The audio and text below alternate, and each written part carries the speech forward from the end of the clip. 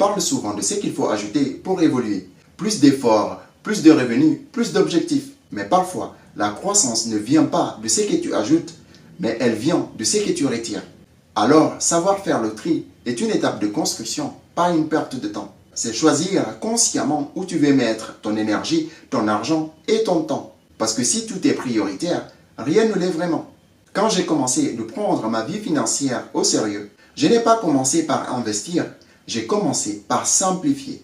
J'ai listé mes dépenses une par une. Et pour chacune, je me suis posé une question. Est-ce que ça me rapproche ou ça me ralentit?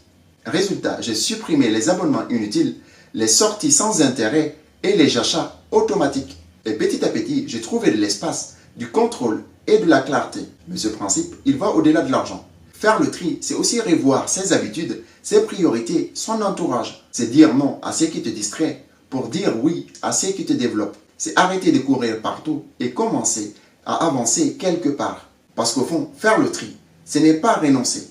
C'est préparer le terrain. C'est enlever le surplus pour renforcer l'essentiel. Et dans un monde où tout le monde veut accumuler, savoir alléger est une forme d'intelligence. Alors, avant de remplir l'année 2026 d'objectifs, assure-toi d'avoir fait le vide nécessaire pour les accueillir. Parce qu'on ne construit rien de solide sur un terrain encombré.